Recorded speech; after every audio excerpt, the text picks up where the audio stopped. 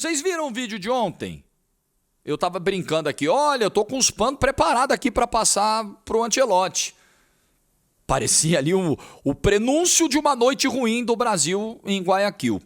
Esse resultado de ontem, ele escancara algumas verdades, ele esfrega na nossa cara alguns pontos muito importantes que muitas vezes são negligenciados, são ignorados. Eu vou elencá-los aqui, tá?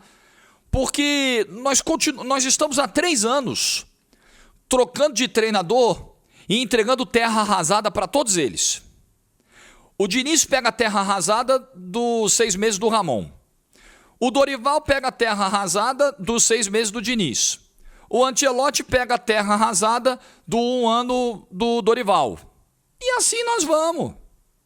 E assim nós vamos depender de fé, querendo tratar a exceção como regra e depender de fé para chegar em 2026 e achar que o Brasil vai ser hexacampeão do mundo.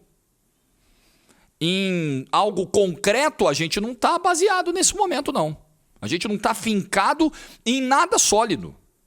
E, gente, beleza, quem acha que só a fé basta para o futebol cada vez mais estudado, para o futebol onde as distâncias entre os melhores e os piores, entre os mais ricos e os mais pobres estão cada vez menores, a gente acha que a fé vai ser suficiente? Tudo bem. Eu não acredito. Eu acredito em trabalho, acredito em processo. Então, vamos falar do jogo de ontem, da pobreza que foi a estreia do Brasil. É a mesma pobreza que nós estamos vendo há 3 anos. Há 3 anos. O jogo de ontem esfregou muita coisa na nossa cara.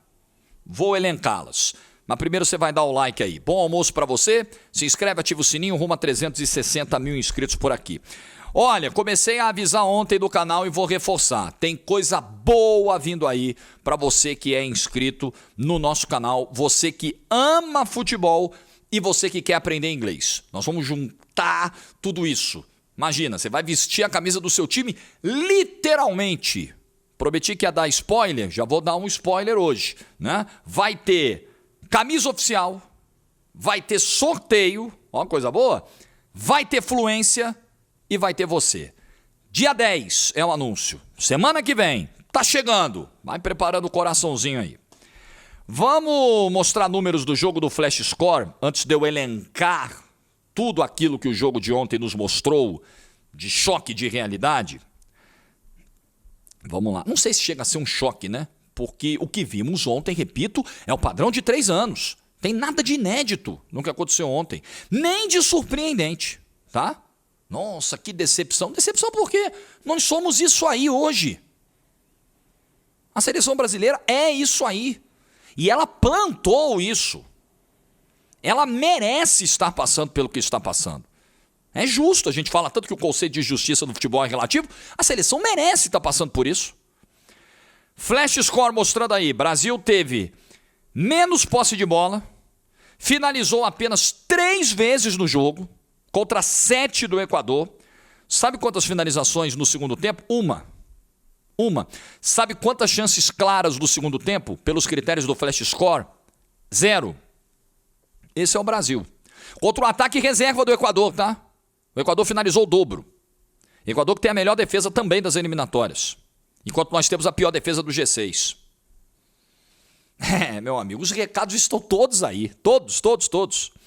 E o Flash Score acompanha as eliminatórias. Tem mais jogos hoje nas eliminatórias sul-americanas. Semana que vem, a rodada mais uma terá todo o acompanhamento do Flash Score. Nations League com a reta final nesse fim de semana. Baixa agora. Você vai acompanhar ligas do mundo inteiro, competições do mundo inteiro, de clubes, de seleções, com estatísticas, com placar ao vivo, com classificação ao vivo. O app é maravilhoso, é completaço. Todo mundo tá baixando, eu te recomendo também. Flash Score nas lojas de aplicativos aí do Android e da Apple. Ou também baixando pelo meu link que está no comentário fixado e na descrição deste vídeo. Vamos lá, item número 1, que o jogo de ontem mostrou para todos. Item número 1. O mal que um ciclo zoneado causa a uma equipe de futebol. O mal que um caos administrativo gera no campo. O mal que a irresponsabilidade diretiva gera no desenvolvimento de um trabalho coletivo. A gente está nessa de achar que toda a Copa do Mundo vai surgir um regrague, faltando 3, 4 meses antes, e vai fazer um trabalho marcante numa Copa do Mundo. A gente está achando que vai acontecer de novo. E mais um segundo devaneio, que é a derivação do primeiro, de achar que vai acontecer com a gente. Nós seremos premiados. Nós vamos fazer tudo errado. Tudo errado. Vamos cagar o processo. E aí, no final, vai surgir uma salvação. Porque Papai do Céu vai olhar e vai falar: vou te dar um presente. Você não merece, mas eu vou te dar uma semifinal de Copa do Mundo, hexacampeonato. O time vai jogar por música. De repente, vai dar um estalo. O time vai virar uma máquina. Gente, em que momento a gente entrou nessa neura? Pelo amor de Deus. Futebol é processo. Futebol cada vez mais estudado. Futebol cada vez mais encurtando as distâncias entre o mais forte e o mais fraco, o mais rico e o mais pobre. E a gente vai ficar nessa de achar que isso não é importante. Então faz o seguinte, não precisava ter trocado. Se a gente vai nessa lógica, o importante é encaixar 6 meses antes da Copa. O ciclo todo não tem importância. Não precisava tirar o Ramon Menezes do cargo. Ia com o Ramon Menezes até janeiro. Quando virasse o ano da Copa do Mundo, trazia um técnico decente. Aí beleza, aí vai, te vira aí, meu filho. Pelo amor de Deus. Segunda coisa que o jogo mostrou ontem, o trabalho do Dorival não deixou nada. Nada. Porque a seleção brasileira ontem foi um nada em campo. A pobreza criativa do Brasil, do meio campo para frente, de ideias, de clareza, de aproximação entre os jogadores, de tudo. Do meio para frente faltou tudo para a seleção brasileira. A pobreza individual de alguns jogadores, como o Richarlison, por exemplo, que não conseguia dominar uma bola. Eu sei que ele está passando por um processo de volta de lesão, eu sei de tudo isso. Mas o Richarlison não conseguia dominar uma bola. Erro técnico básico, erro técnico primário. Então, mais uma coisa que ficou escancarada. Não se deixou nada do trabalho do Dorival. Não ficou nada. Trabalho ruim. Trabalho de mediano para ruim. O trabalho do Dorival Júnior. Ficou escancarado. Outra coisa que ficou escancarada, a responsa está com os caras em campo. Quando o Ancelotti diz na coletiva pré-jogo e reforça na coletiva pós-jogo que ele, apesar do pouco tempo para treinar, acredita na qualidade, acredita que o time vai melhorar em termos ofensivos pela qualidade dos jogadores, não acho que ele está tirando o dele da reta e transferindo a bucha só para os caras. Mas ele, ao mesmo tempo, está dizendo, olha só, a gente tem jogador que pode fazer mais. E a responsabilidade está com eles. Porque eu não tenho muito tempo para treinar e quem tem que tomar as decisões em campo são eles. E quem tem que resolver os jogos dentro de campo são os jogadores. Para mim está muito claro. A cobrança, o jogo de ontem escancarou que a cobrança em cima deles será muito maior a partir de agora. Mas muito maior. Porque o melhor treinador possível a seleção trouxe. A seleção foi pegar um treinador altamente vitorioso, que ganhou Champions League ano passado e que estava no maior clube do mundo. É empregado, não é que o cara estava encostado, tipo o Chesney, que o Barcelona ligou para ele e falou, quer agarrar aqui na Champions? Ele estava lá no sofá, vendo série, fumando. Tô indo.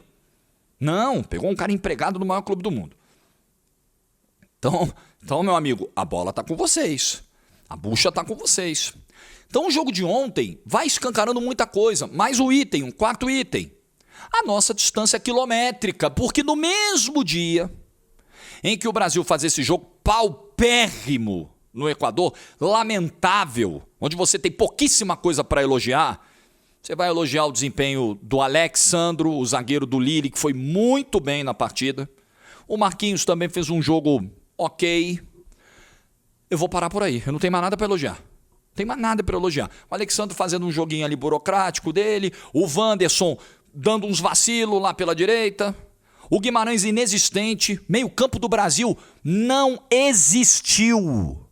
Não existiu.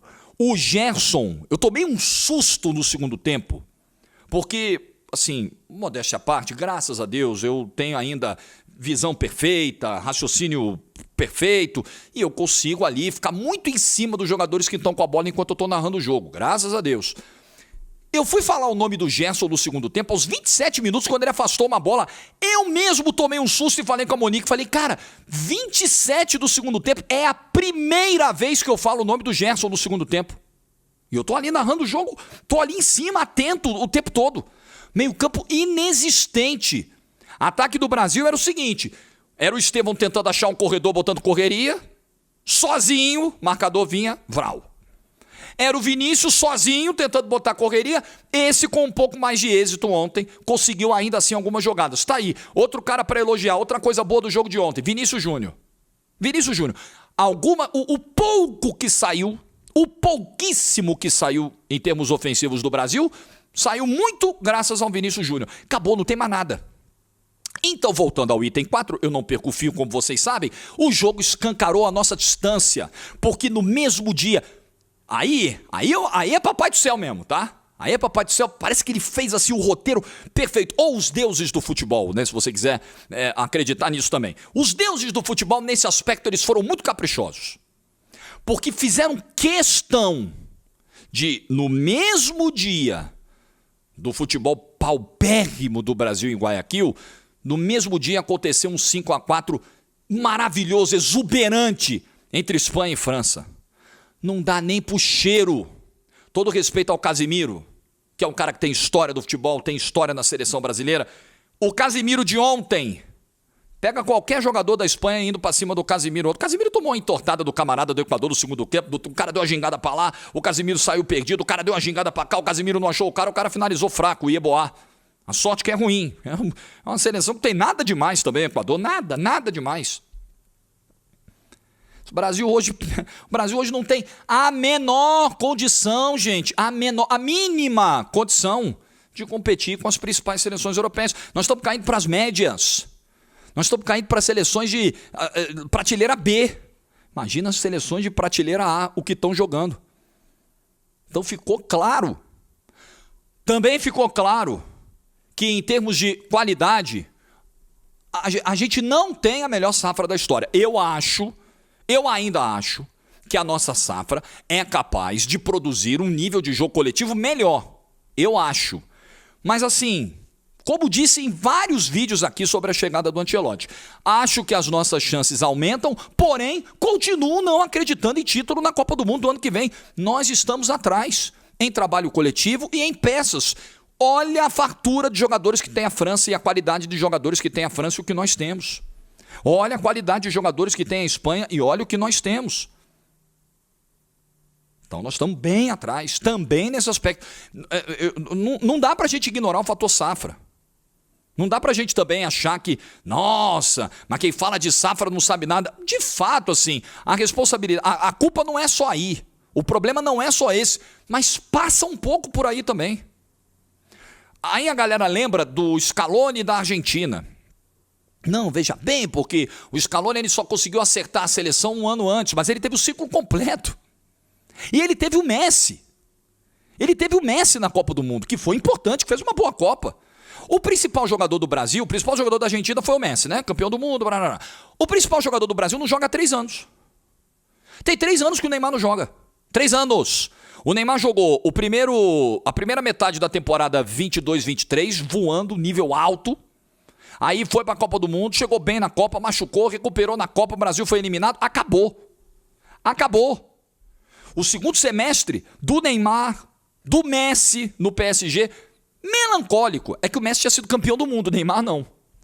Aí o Neymar vai para o Al Hilal. Aí ele machuca a serviço da seleção brasileira. Fica um ano inteiro fora, nem termina o contrato no Al Hilal. Aí vem para o Santos, apressa o processo de retomada, machuca, volta, machuca de novo. 3 anos que o principal jogador da seleção brasileira não joga, 3 anos. Nem isso a gente tem. Então quando a gente olha para a safra, quando a gente olha para a qualidade, surgiu o Neymar. Ele não joga, ele está mais fora que dentro. O Neymar não consegue fazer 20 jogos no ano. 15, 20 jogos no ano, ele não consegue jogar com regularidade. Nem ele nós temos. Qual é a garantia? Ah, não, Neymar para a Copa do Mundo. Vamos lá. Neymar fez um bom jogo contra o Botafogo? Fez. No primeiro jogo que ele foi titular nesse retorno dessa segunda lesão no Santos? Fez um bom jogo. Foi o vilão com a expulsão tosca. Mas ele vinha fazendo um bom jogo. Esse jogo é suficiente para uma Copa do Mundo? Evidente que não. Mas é evidente que não. O que o Neymar hoje consegue entregar é suficiente para uma titularidade, para você montar um time em torno dele, para ele ser talvez o falso 9 da seleção brasileira? Não. Não. Ainda tem muita estrada para percorrer. Ele vai conseguir percorrer essa estrada até junho de 2026? Eu não sei. Eu acho que não. Se você me obrigar a dar uma resposta sim ou não, sem o talvez, eu vou responder não. Não conseguirá. Então essa é a situação que a gente está, amigão. É nesse mato que a gente está. É muito problema junto. E aí um treinador, por isso que eu falei que ia passar o pano. Se você achar que, beleza, já tem que criticar o Ancelotti, chamar de burrelote, fazer meme, botar ele com a cara do burro do Shrek, aí você faz o que você quiser, tá tudo bem. Eu não vou entrar nessa. O camarada chegou dia 25, anunciou a convocação dia 26. No dia 5 ele estava estreando em Guayaquil, depois de dar 3 treinos. Para corrigir em 3 treinos um problema de 3 anos. Contratamos um treinador ou contratamos o gênio da lâmpada? Ou contratamos um mágico? Ou contratamos uma fada com a varinha de condão? Quem é que a gente contratou? Nós contratamos um técnico de futebol. Que não conhece muitos dos jogadores. Vários aí ele enfrentou, mas nunca trabalhou. Outros ele nem enfrentou. Jogadores que trabalham aqui no Brasil, que ele está conhecendo agora. Ele está conhecendo o Estevão agora. Ele nunca nem viu, provavelmente, um jogo completo do Estevão antes de virar técnico da seleção brasileira. Agora, provavelmente, ele está buscando esse material, ele está assistindo, ele vai acompanhar mais, vai acompanhar o Estevão agora no Chelsea. Então, não tem... Gente, para com essa mania. A gente precisa. Infelizmente, a gente está muito atrasado. Muito atrasado. Quando a gente vê clube... Eu venho aqui e falo, nossa, tem clubes que pararam no tempo, parece que estão nos anos 80, nos anos 90. Tem muito torcedor que tem a mentalidade de anos 80, anos 90 também, porra. Muitos. Criticam o dirigente. Nossa, o dirigente do meu time é retrógrado. E você fica defendendo muitas vezes conceitos ultrapassados também. Ah, não, o craque joga com uma perna só. Com uma perna só o cara decide. Se ele é craque, para com isso, gente. Isso não existe mais no futebol. Isso não existe. Isso existiu muito nos anos 90. Você pegava lá um jogador, um craque, chegava no campeonato italiano, o cara resolvia, metia 30, 40 gols por jogo, resolvia o campeonato. Isso não existe mais. Acabou. Não tem como. A não ser um Messi da vida, mas não dá em árvore, né? Não surge toda hora. Isso não existe mais. Esse outro conceito de, não, o que importa é encaixar em cima da hora. Como é que você vai ter um encaixe do nada? Vou repetir, o encaixe da Argentina do Scaloni não foi do nada, ele fez o ciclo todo. Aí ele está lá trabalhando, ele está fazendo o ciclo todo, ele está observando, ele está corrigindo, ele está melhorando, ele está errando, aí ele muda a rota de novo, acerta, erra de novo, chega uma hora que encaixa. Não é do nada, não cai, não é um meteoro que vem, pum, arrumou o time, plau, arrumou o time. Não é assim, meu Deus do céu. Nunca foi assim. Mas as pessoas acham que é assim. Não foi do nada o Scaloni. Parece que dá a impressão que o Scaloni chegou um mês antes da Copa. Aí ele botou lá os caras para jogar, botou o Messi. Aquela ilusão também, outro conceito. Esse é conceito dos anos 50. Ah, o treinador não é importante, bota os caras para jogar. Ah, o Feola, ele dormia no banco enquanto os caras jogavam. Ele não precisava mexer no time, ele não precisava colocar o dedo no time, o treinador não é importante. Meu Deus do céu, futebol é estudo cada vez mais. Por que uma Croácia hoje é capaz de eliminar uma seleção pentacampeã numa Copa do Mundo? Porque estudo faz a diferença hoje. Porque trabalho tático faz a diferença hoje. Leitura de jogo, entendimento do adversário, a ciência do esporte, você acompanhar o desenvolvimento do jogador, o sono do atleta, tudo, a alimentação do atleta, você ser rigoroso com o aspecto físico, com o descanso, monitorar o cara o tempo todo, o quanto que ele percorre de distância dentro do campo, a intensidade dentro do campo, se ele consegue ser intenso, se ele não consegue, se ele tá no ritmo dos demais, se ele não tá. Porra, 2025, galera! Não estamos mais em 1958, quando o Brasil ganhou a Copa do Mundo. Não tem um Pelé com 17 anos fazendo gol, dando chapéu no adversário numa final de Copa do Mundo na casa dos caras. Isso não existe mais. Então, que a gente caia na real. Quer encher o saco aí do Ancelotti? Eu acho que nesse aspecto, a CBF acertou quando trouxe o Ancelotti. Só que é um acerto em meio a 500 cagadas. Ela acerta ao trazer o Ancelotti, mas ela não dá a menor condição para o Ancelotti. Ela não dá um time para o Ancelotti. Ela não dá um trabalho. Ela não entrega algo, um legado do trabalho anterior. Ela não entrega nada. Ela entrega um bom salário para o Ancelotti, 5 pau. Saláriozaço para o Ancelotti. Tá aí, Ancelotti. Entrega o agasalho da seleção brasileira. Vai que vai, meu filho.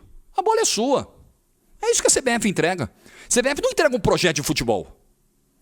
A CBF não entrega um ciclo. Pô, Ancelotti, olha só, tem isso aqui, tem aquilo ali, o trabalho é isso. A CBF não entregava controle remoto pro Dorival Júnior, pô.